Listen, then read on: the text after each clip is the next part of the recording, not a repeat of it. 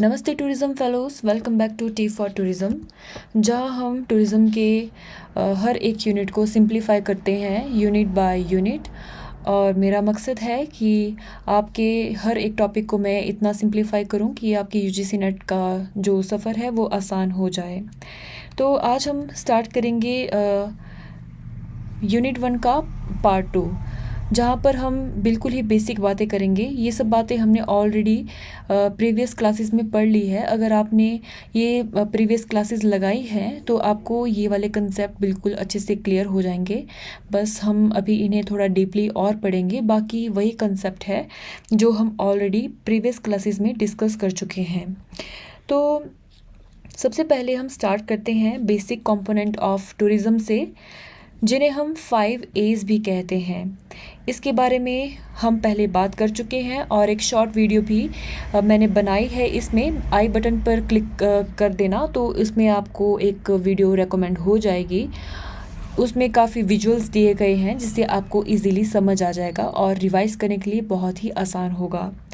Tourism खड़ा है हमारे 5 मजबूत पिलर्स पर, जिन्हें हम 5 A's कहते हैं।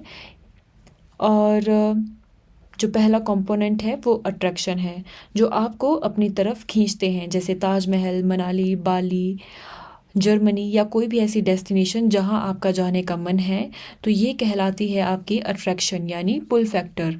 नेचुरल साइट्स हो गई, मैन मेड साइट्स हो गई या कल्चरल साइट्स हो गई। उसके बाद है एक्सेसिबिलिटी। एक्सेसिबिलिटी मीन्स हम उस डेस्टिनेशन तक कैसे पहुंचेंगे, जैसे कि एयरलाइंस कैसी होगी, रोडवेज कैसे होंगे, कौन सी बस लेंगे, ट्रक में जाएंगे, वॉल्वो में जाएंगे, रिक्शा में जाएंगे, तो कैसे हमें उस डेस्टिनेशन की एक्सेसिबिलिटी मिलेगी, हम वहाँ कैसे पहुँचेंगे। तो ये है सेकंड कंपोनेंट ऑफ टूरिज़्म। उसके बाद है थर्ड, एकोमोडेशन। जब हम उस डेस्टिनेशन में जाएंगे तो हम कहाँ पर रहेंगे, होटल में रहेंगे, रिजॉर्ट में रहेंगे, होम स्टे में रहेंगे, धर्मशाला में रहेंगे या सराय में रहेंगे, तो ये कहलाता है एकोमोडेशन। उसके बाद है एमिनिटीज़। एमिनिटीज़ होती है बेसिक फैसिलिटी जो स्टे को कंफर्टेबल बनाती है, जैसे कि वाईफाई हो गया, एटीएम हो गया, इमरजेंसी मेडिकल सर्विसेज हो गई, रेस्टोरेंट्स हो गए या पब्लिक टॉयलेट्स हो गए। उस डेस्टिनेशन में हमें जो भी सपोर्टिंग फैसिलिटीज़ मिलती है उसे हम एमिनिटीज़ कहते हैं। इसके बाद आता है एक्टिविटीज़, कि हम उस डेस्टिनेशन पर जब पहुंचेंगे तो हमने क्या सोचा है कि उस डेस्टिनेशन में हम वहां जाकर क्या करेंगे, like trekking, scuba diving, shopping, cultural workshop, ये सब आती है हमारी एक्टिविटीज़ में। तो इन 5 A's को याद रखिएगा। ये बहुत बेसिक कंपोनेंट्स हैं टूरिज़्म इंडस्ट्री के, जिन्हें 5 पिलर्स ऑफ टूरिज़्म भी कहा जाता है। अब बात करते हैं हम horizontal and vertical integration in tourism business, यानी बिजनेस एक्सपेंशन की, कि टूरिज़्म में बिजनेस एक्सपेंड कैसे होता है। तो सबसे पहले बात करते हैं हम हॉरिजॉन्टल इंटीग्रेशन की, यानी ये होती है मार्केट की पावर।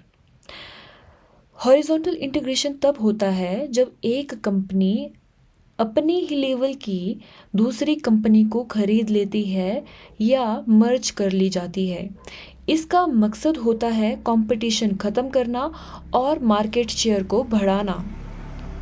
एग्जाम्पल, जैसे ये मैरियट इंटरनेशनल होटल चेन है, ठीक है, तो ये इसने अपने अंडर बहुत सारे होटल ले लिए, स्टारवुड होटल हो गए या कोई भी इंटरनेशनल होटल्स हो गए, पूरे होटल्स को एक्वायर कर लिया, खरीद लिया। तो ये होगा हॉरिजॉन्टल, इसने अपने ही लेवल के बहुत सारे होटल्स को खरीद लिया या अपने अंदर एक्वायर कर लिया है, ठीक है। तो ये कहलाएगा हमारा हॉरिजॉन्टल इंटीग्रेशन। आप इस स्लाइड में दिए गए फ़ोटो से इस चीज़ को बेहतर से समझ सकते हैं। जैसे कि ये एक लार्ज कंपनी है एयरलाइन की, यहाँ पर एयरलिस्ट लिखा है, पर आप इंडिया के कंटेक्स्ट में देखें तो इसे मान लीजिए ये एयर इंडिया है, ठीक है। एयर इंडिया एक बहुत लार्ज कंपनी है और इसके अंडर एयरलाइन ए जो रीजनल लेवल पर काम कर रही है, ये कंपनी इसे भी एक्वायर कर ले रही है, और जो बजट एयरलाइन है उसे भी एक्वायर कर ले रही है, और थर्ड जो इंटरनेशनल लेवल पर काम कर रही है जो एयरलाइन, उसे भी एक्वायर कर ले रही है।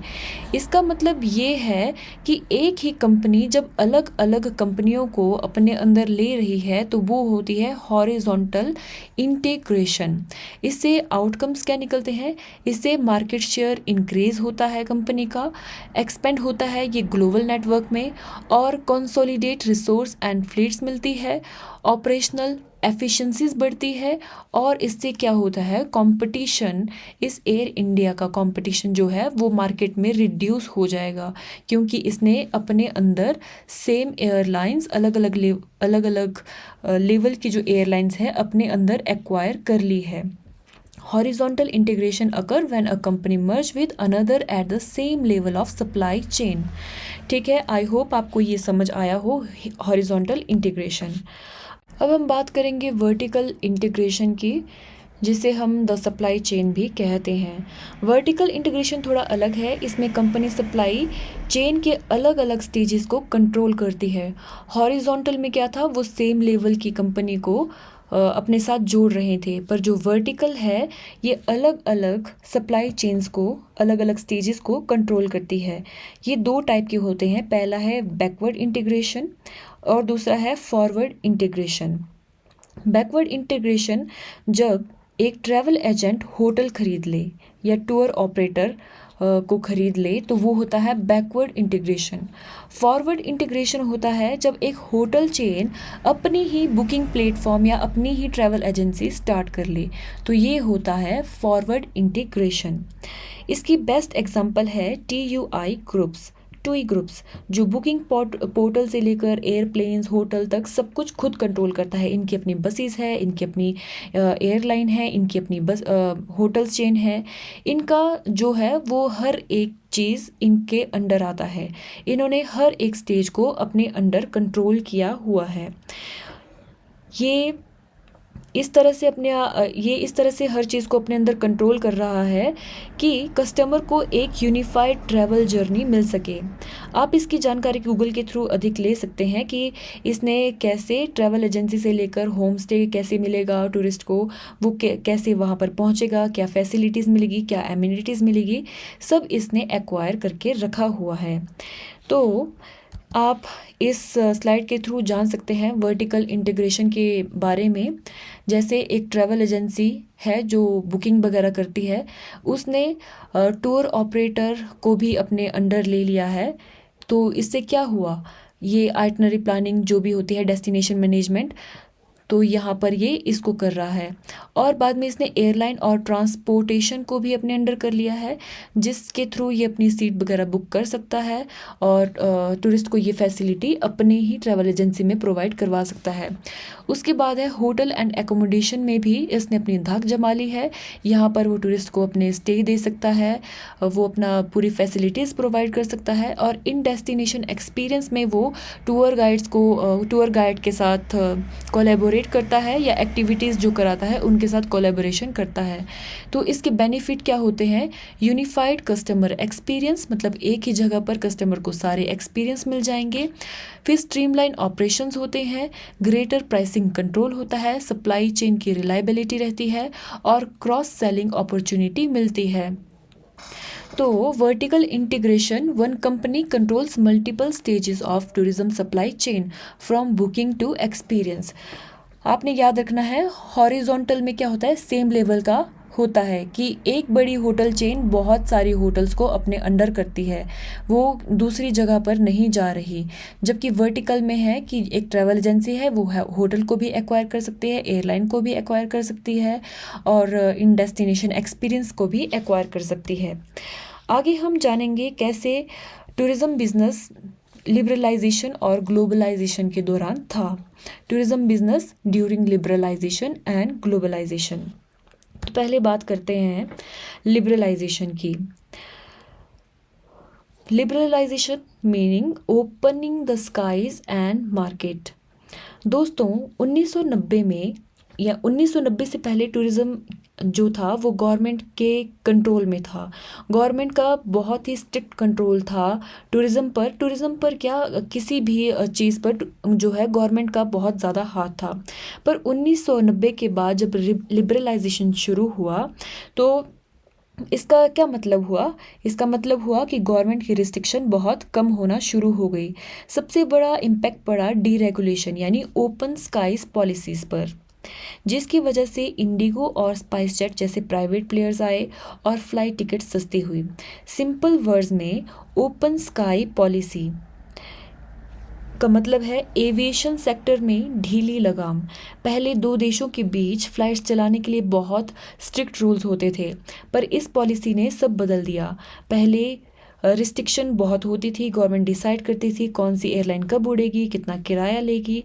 पर जब ओपन स्काई पॉलिसी आई तो एयरलाइन को आज़ादी मिली कि वो मार्केट डिमांड के हिसाब से अपनी फ़्लाइट्स, रूट्स और प्राइस डिसाइड कर सके। ओपन स्काई पॉलिसी आने से एयरलाइन किसी भी सिटी एक सिटी से दूसरी सिटी तक यानी दो देशों के बीच फ़्लाइट उड़ाने की परमिशन खुद ब खुद ईजिली ले सकता था। गवर्नमेंट पहले किराए पर कंट्रोल करती थी, पर ओपन स्काई पॉलिसी आने से क्या हुआ, इसमें प्राइवेटाइजेशन ज़्यादा हुआ और इससे कंपटीशन बढ़ा और पैसेंजर को सस्ती टिकट्स मिली और ऐसे बहुत सारी और भी जो है एयरलाइंस आने लगी। उसके बाद है एफडीआई यानी फॉरेन डायरेक्ट इन्वेस्टमेंट। जब टूरिज़्म पर इसका इम्पैक्ट पड़ा तो कनेक्टिविटी बढ़ी, नए और छोटे एयरपोर्ट्स भी इंटरनेशनल रूट से जुड़ गए। इनबाउंड टूरिज़्म ज़्यादा होने लगा। जब फ़्लाइट सस्ती हुई तो विदेशी टूरिस्ट इंडिया आने शुरू हो गए और इंडिया में इंडिगो, स्पाइस जेट और अकासा एयर जैसे प्राइवेट प्लेयर्स इसी लिबरलाइजेशन की वजह से ग्रो कर पाए। साथ ही इस लिबरलाइजेशन की वजह से फॉरेन डायरेक्ट इन्वेस्टमेंट होने लगे। इसकी वजह से जो बड़े बड़े इंटरनेशनल इन्वेस्टर थे और जो बड़ी बड़ी होटल चेन्स थी वो इंडिया में इन्वेस्ट करने आए। दोस्तों, पहले हम देखते हैं कि एफडीआई का क्या मतलब होता है। एफडीआई का मतलब सिर्फ पैसा आना नहीं है, बल्कि ग्लोबल स्टैंडर्ड्स का इंडिया आना है। जब 100% एफडीआई अलाउ हुई तो इंडिया का टूरिज्म सेक्टर एक लोकल बिजनेस से बढ़कर एक ग्लोबल पावर हाउस बन गया। लेकिन हमें लीकेज का भी ध्यान रखना है ताकि हमारा पैसा देश में ही रहे। जब किसी देश की कंपनी जब किसी एक देश की कंपनी या जो इंडिविजुअल होते हैं दूसरे देश में जाकर किसी बिजनेस में पैसा इन्वेस्ट करते हैं और उस बिजनेस का कंट्रोल ऑनरशिप लेता है तो उसे एफडीआई कहते हैं। टूरिज्म एक कैपिटल इंटेंसिव इंडस्ट्री है, यानी इसमें बहुत पैसा चाहिए। एफडीआई इसमें जो है वो ऑक्सीजन का काम करता है, जैसे होटल इंफ्रास्ट्रक्चर तैयार करना, जैसे जो मैरियट हो गए, अकूर या हिल्टन जैसे बड़े बड़े होटल चेन्स हो गए, ये ग्लोबल ब्रांड्स है और ये जब इंडिया में आए तो अपने होटल इन्होंने खोले। तो इससे क्या हुआ, इससे फॉरेन डायरेक्ट इन्वेस्टमेंट इंडिया में हुआ। दूसरा इसमें जो है मॉडर्न टेक्नोलॉजी आई एफडीआई की वजह से। तो फॉरेन कंपनीज अपने साथ लेटेस्ट बुकिंग सिस्टम लेकर आती है, सेफ्टी प्रोटोकॉल्स लेके आती है और सर्विस स्टैंडर्ड्स लेकर आती है और इससे जॉब क्रिएशन भी होती है। जब एक नया इंटरनेशनल होटल खुलता है तो हज़ारों लोकल्स को जॉब मिलती है और इससे क्या होता है, डायरेक्ट जॉब क्रिएशन होती है, डायरेक्ट या इनडायरेक्ट। तो अब बात करते हैं हम आगे ग्लोबलाइजेशन की। इसने दुनिया को एक छोटा सा गांव बना दिया। Transnational corporation TNC transnational corporation बड़े ब्रांड्स लाइक मैरियट हर जगह मिलने लगे और GDS यानी global distribution system like Amadeus and Galileo, हम इनके बारे में आगे डिटेल से बात करेंगे कि ग्लोबल डिस्ट्रीब्यूशन सिस्टम क्या है और एमाड्यूस एंड गैलीलियो किस तरह से एमर्ज हुए। तो इन्होंने ये जो है बुकिंग के काम आता है एक तरह से। तो जब ग्लोबलाइजेशन हुआ तो ट्रांसनेशनल कॉरपोरेशन का राइज हुआ, ग्लोबल डिस्ट्रीब्यूशन सिस्टम आया और बुकिंग को इसने इंस्टेंट बना लिया। एक टर्म याद रखना, ग्लोकलाइजेशन। इस टर्म को आप याद रखिएगा, ग्लोकलाइजेशन। जब मैकडोनाल्ड जैसे ग्लोबल ब्रांड इंडिया में मैक आलू टिक्की बनाता है, इसका खतरा बस कल्चर होमोजेनाइजेशन है। इसका मतलब है the process by which local culture are transformed और absorb by a dominant outside culture. यानी हर डेस्टिनेशन एक जैसी दिखने लगती है। ग्लोकलाइजेशन का मतलब है ये इसका मतलब है कि अब जैसे भारत बोलते हैं कि विविधता का देश है, यहाँ पर अलग अलग कल्चर है, ट्रेंड है, फेस्टिवल है, हर चीज़ बहुत अलग अलग है। पर जब ग्लोकलाइजेशन हो जाता है तो पूरा भारत एक जैसा ही आपको दिखने लगेगा, उसमें कोई विविधता नज़र नहीं आएगी। तो ग्लोबलाइजेशन की वजह से क्या हुआ, ग्लोकलाइजेशन हुआ। यानी अब मैकडोनाल्ड जो मिलता है, जो आप खाते हैं बर्गर हॉट डॉग वगैरह, वो आपको पता है ये इंटरनेशनल है।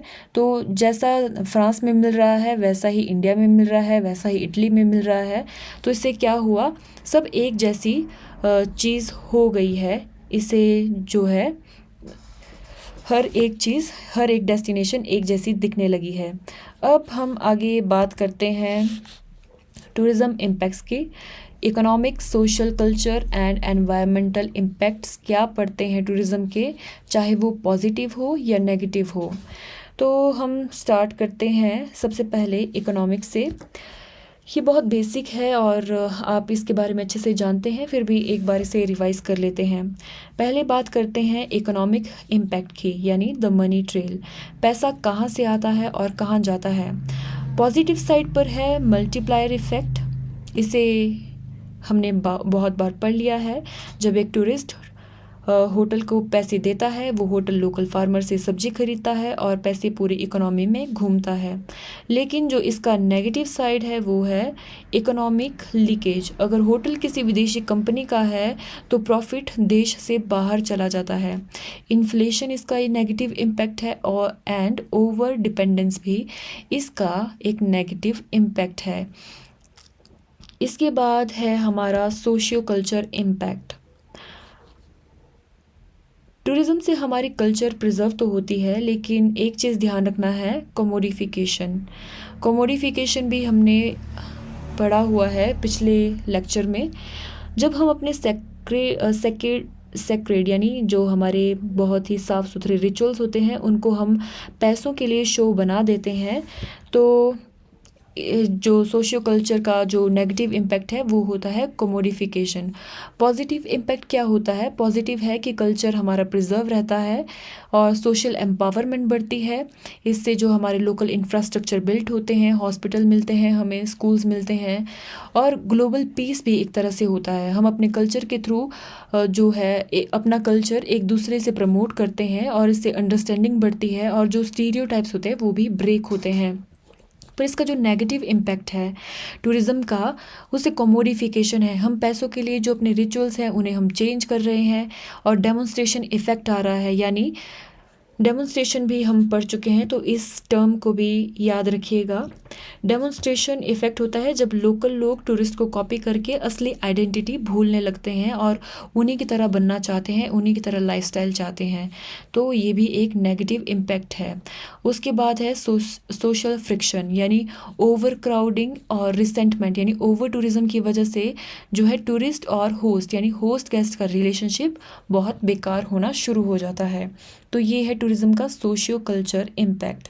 अब बात करते हैं हम एनवायरमेंटल इम्पैक्ट की, यानी द नेचुरल कैपिटल। इसके जो पॉजिटिव इम्पैक्ट है, जब टूरिज़्म कहीं पर स्टार्ट होता है तो वहाँ पर वहाँ के एनवायरनमेंट को बचाने के लिए कंजर्वेशन फंडिंग मिलती है।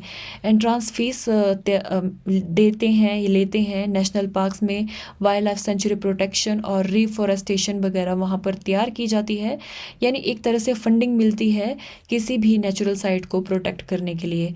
एनवायरमेंटल अवेयरनेस बढ़ाई जाती है उस एरिया की, वहाँ पे पे जो ट्रैवलर्स को एजुकेट किया जाता है, लोकल्स को एजुकेट किया जाता है, उन्हें इम्पॉर्टेंस बताई जाती है बायोडाइवर्सिटी की। ये होते हैं इनकी पॉजिटिव इम्पैक्ट। पर नेगेटिव इम्पैक्ट क्या होता है? इससे रिसोर्स का डिप्लीशन होता है, high water and energy consumption होती है बाय द लग्जरी रिजॉर्ट, और पोल्यूशन भी होता है, जैसे एयर जो फ्लाइट्स होती है उससे एयर पोल्यूशन हो रहा है, वाटर पोल्यूशन हो रहा है आपके सीवेज से या फिर क्रूज शिप या होटल से। फिर वहाँ पर नॉइज़ पोल्यूशन भी बहुत ज़्यादा हो जाता है। उसके बाद है फिज़िकल डिग्रेडेशन, जैसे जो ट्रेल्स होती है उनका इरोजन होना शुरू हो जाता है, जो कोरल रीफ है वो डैमेज हो जाती है, और हनी पॉट साइड में ओवर क्राउडिंग हो जाती है।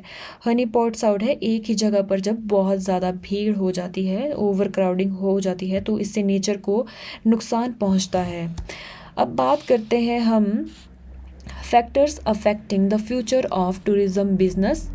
इसमें हम पहले देखेंगे seasonality and tourism, sociology of tourism and then travel motivators, कि ऐसे कौन से फैक्टर है जो फ्यूचर के टूरिज़्म बिजनेस को अफेक्ट कर रहे हैं, सीजनैलिटी क्या है और ये किस तरह से फ्यूचर टूरिज़्म बिजनेस को अफेक्ट कर रहा है, टूरिज़्म की सोशियोलॉजी क्या है और ये किस तरह से फ्यूचर टूरिज़्म बिजनेस को अफेक्ट कर रहा है, और ट्रैवल मोटिवेटर्स कौन से हैं, अब इसके क्या इनके कौन से फैक्टर हैं जो फ्यूचर ऑफ टूरिज़्म बिजनेस को इफ़ेक्ट में डाल रहे हैं। तो पहले देखते हैं हम seasonality and factor affecting the future. सर्दियों में पहाड़ी इलाकों में भीड़ होती है, बारिश में सन्नाटा, इसे ही सीजनैलिटी कहते हैं। पर अगर 2026 तक ट्रेंड बदल रहे पर अभी 2026 तक जो ट्रेंड बदल रहे हैं वो है क्लाइमेट चेंज की वजह से, और भी बहुत सारी चीज़ें हैं। तो क्लाइमेट चेंज की वजह से लोग अब एक्सट्रीम गर्मी से बचने के लिए शोल्डर सीज़न जो है, शोल्डर सीज़न में लोगों ने अब आना शुरू कर दिया है। इस टर्म को भी आप याद रखिएगा। टूरिज़्म में 3 मेन सीज़न होते हैं, peak season, off peak season, और इन दोनों के बीच में जो आता है वो आता है आपका शोल्डर सीज़न। पीक सीज़न तब होता है जब भीड़ ज़्यादा होती है और प्राइस हाई होती है। फॉर एग्ज़ाम्पल मनाली में जो पीक सीज़न है वो मई जून में होता है, और जो ऑफ सीज़न होता है वो तब होता है जब टूरिस्ट बिल्कुल नहीं होते हैं, यानी गोवा जब हैवी मानसून होता है तो गोवा में कोई टूरिस्ट नहीं होता है पर बहुत ही कम होते हैं। और शोल्डर सीज़न है इन दोनों सीज़न के बीच का वक्त, जब भीड़ कम रहती है पर मौसम अभी भी अच्छा होता है। तो जो ये शोल्डर सीज़न है इसके फ़ायदे भी हैं, और इसके रीज़न है सस्ता ट्रैवल। जब शोल्डर सीज़न होता है तो ट्रैवल सस्ता हो जाता है। पीक सीज़न के मुकाबले होटल और फ्लाइट के रेट काफ़ी कम हो जाते हैं। इस टाइम जो वेदर है वो काफ़ी प्लीजेंट रहता है।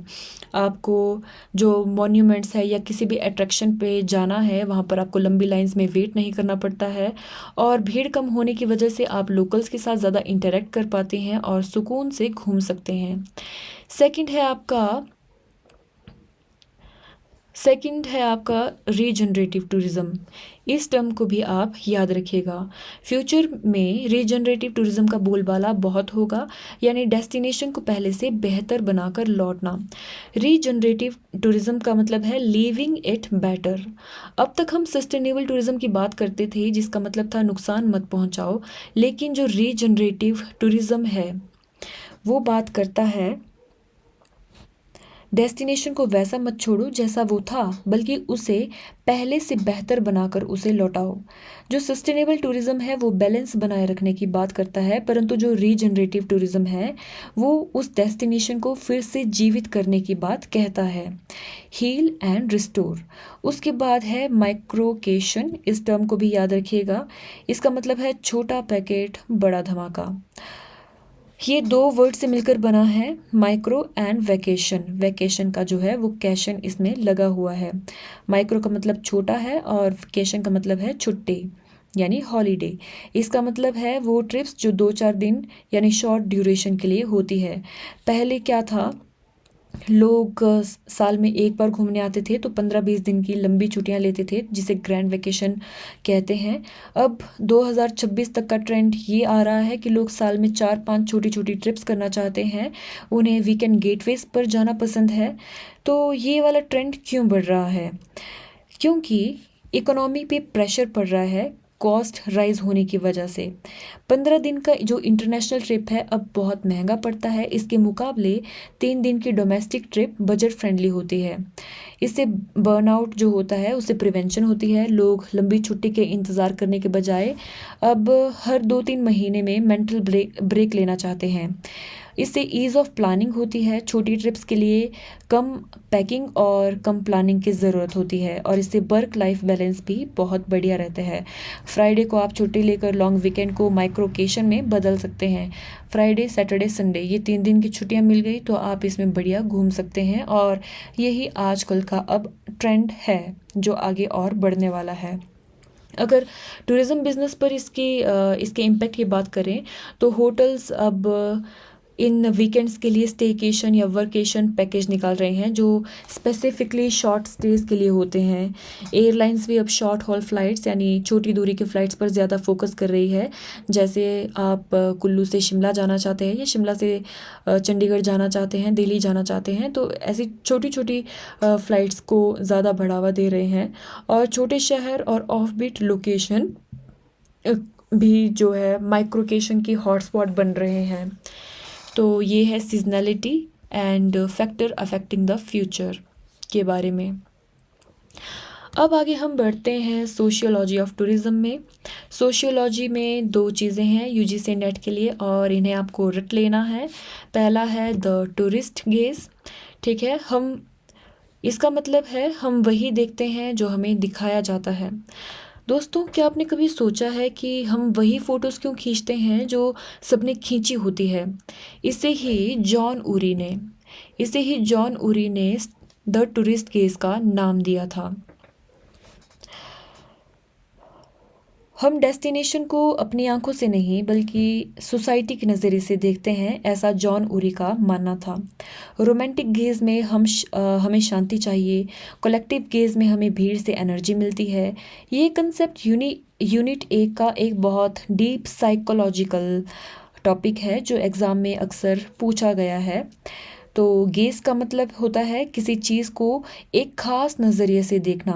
टूरिस्ट गेज़ का मतलब होता है कि जब हम एक टूरिस्ट बनकर कहीं जाते हैं तो हम उस जगह को वैसे नहीं देखते जैसे वो असलियत में है, बल्कि हम उसे वैसे देखते हैं जैसे हमें दिखाया गया है थ्रू मूवीज़, इंस्टाग्राम ब्रोशर या माउथ ऑफ वर्ड के थ्रू।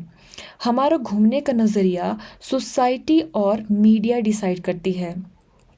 आज हम ताजमहल को सिर्फ एक प्यार की निशानी मानते हैं क्योंकि हमने बचपन से यही सुना है कि ताजमहल एक प्यार की निशानी है, परंतु हमने उसे कभी अलग पर्सपेक्टिव से देखने की कोशिश नहीं की है। तो यही है द टूरिस्ट गेज। जो टूरिस्ट गेज है उन चीज़ों को ढूंढता है जो हमारी रोज़मर्रा की ज़िंदगी यानी एवरीडे लाइफ से अलग हो। हम वही चीज़ें कैप्चर करना चाहते हैं जो एक्सॉटिक हो, अनयूजुअल हो। फोटोग्राफ्स और फिल्म एक सर्कल ऑफ रिप्रेजेंटेशन बनाती है। हम वही फ़ोटोज़ खींचते हैं जो हमने पहले इंटरनेट पर देखी हो ताकि हम कंफर्म कर सके कि हम वहाँ पहुँच चुके हैं, हमारी बकेट लिस्ट जो है वो पूरी हो चुकी है। और जो टूरिज़्म बिज़नेस पे है इसका इम्पैक्ट पड़ता है जैसे कमोडिटीज़ाइजेशन। डेस्टिनेशन को फोटोजेनिक बनाया जाता है ताकि टूरिस्ट वहाँ आकर फ़ोटोज़ ले सकें। जैसे आपने आजकल वो वाली फ़ोटोज़ बहुत देखी होगी इंस्टाग्राम में कि लोग बाली जाते हैं घूमने और वहाँ पर एक बड़ा सा झूला है, बहुत ही लंबा सा। वहाँ पर लोग बहुत सारी रील्स बनाते हैं, फ़ोटोज़ खींचते हैं। तो ये जो बाली का झूला है इसे भी हम टूरिस्ट गेज का एग्जांपल मान सकते हैं। और कभी कभी जो लोकल्स है वो टूरिस्ट को खुश करने के लिए फेक कल्चर शो करते हैं, जिसे हमने स्टेज्ड ऑथेंटिसिटी भी पढ़ा था। तो ये भी टूरिस्ट गेज का ही एक पार्ट है। इसके बाद हम डॉक्सी इरिडेक्स की बात करते हैं सोशियोलॉजी ऑफ टूरिज़्म में। ये भी हमने प्रीवियसली पढ़ा है, तो आप इसे एक बार रिवाइज़ कर लीजिएगा। इसमें डॉक्सी ने यही बताया है कि जब कोई डेस्टिनेशन अभी नई नई जब वहाँ पर टूरिस्ट आते हैं तो किस तरह से लोकल लोग हैं उनका वेलकम करते हैं, बहुत ही आव भाव करते हैं। पर धीरे धीरे जब टूरिस्ट वहाँ पर बढ़ना शुरू हो जाते हैं, जब उनके बीच में कमर्शियल ट्रांजैक्शन होना शुरू हो जाती है तो वो अपैथी की तरफ बढ़ता है। और जब वहाँ पर भीड़ भाड़ ज़्यादा बढ़ने लग जाती है और इंफ्रास्ट्रक्चर भी काफ़ी बन जाता है तो जो लोकल लोग हैं वो टूरिस्टों से परेशान हो जाते हैं। और लास्ट स्टेज आती है एंटागोनिज्म, जहाँ पर होस्ट और गेस्ट के बीच बहुत ही ज़्यादा लड़ाई झगड़े होना शुरू हो जाते हैं ओवर टूरिज़्म की वजह से। तो ये भी सोशियोलॉजी है टूरिज़्म की। उसके बाद है ये सोशियोलॉजी रोल कोहेन की टाइपोलॉजी। इसको भी मैं आगे आपको डिटेल में पढ़ाऊंगी, पर अभी आपको ये याद रखना है ये एक तरह से स्टार टॉपिक है क्योंकि ये PYQs में काफ़ी पूछा गया है। कोहेन कहते हैं कि हर टूरिस्ट का एक एनवायरमेंटल बबल होता है, यानी एक सुरक्षित दायरा होता है वो टूरिस्ट वो उसी बबल में रहता है। कुछ लोग इस बबल से बाहर निकलना चाहते हैं और कुछ इसके अंदर ही रहना चाहते हैं। जैसे हमने जो है स्टैनली ब्लॉक का मॉडल पढ़ा था ना, कि स्टैनली ब्लॉक का मॉडल था जिसमें एलोसेंट्रिक और साइकोसेंट्रिक की बात की गई थी, तो सेम ये उसी की तरह है। तो इसमें जो पहला होता है ऑर्गेनाइज्ड मास टूरिस्ट होता है, जो कि प्रेफर करते हैं एक पैकेज टूर ही प्रेफर करते हैं और ये अपने बबल में रहना बहुत पसंद करते हैं। इन्हें कस्टमाइजेशन कुछ नहीं चाहिए, इन्हें सब कुछ बना बनाया चाहिए और वो उसी डेस्टिनेशन में जाना चाहते हैं जहाँ इन्हें सुरक्षित महसूस हो। और इसके बाद आते हैं द इंडिविजुअल मास टूरिस्ट, जो कि इनसे थोड़े से खुले विचारों वाले होते हैं। ये थोड़ा बहुत एक्सप्लोर करना चाहते हैं पर इतना भी नहीं। इन्हें वही आइटनरी चाहिए, वही बस, वही होटल चाहिए और इन्हें अपने देश के जैसा खाना चाहिए, अपने देश के जैसा माहौल चाहिए। ये अपने एनवायरनमेंट बबल से बाहर निकलना चाहता है, परंतु टूरिज़्म इनके लिए सिर्फ एक कॉमोडिटी है। उसके बाद है आपका द एक्सप्लोरर। ये लोग नोवेल्टी यानी नई चीज़ों की खोज करते हैं और उन्हें प्रेफरेंस देते हैं। ये खुद अपना रास्ता बनाते हैं और लोकल से बात करने की कोशिश करते हैं। ये अपने सेफ बबल से बाहर निकलने की कोशिश करते हैं, लेकिन अगर कोई प्रॉब्लम आए जैसे बीमारी या खतरा तो तुरंत वापस कंफर्ट जोन में लौट जाते हैं। और ये है द ड्रिफ्टर। इसको भी आप अच्छे से याद रखिएगा कि ड्रिफ्टर की जो परिभाषा है वो कोहेन ने दी है। ये PYQ में एक बार पूछा जा चुका है, एक बार नहीं शायद 2 बार आ चुका है ये। तो ड्रिफ्टर का मतलब होता है द एक्सट्रीम ट्रैवलर।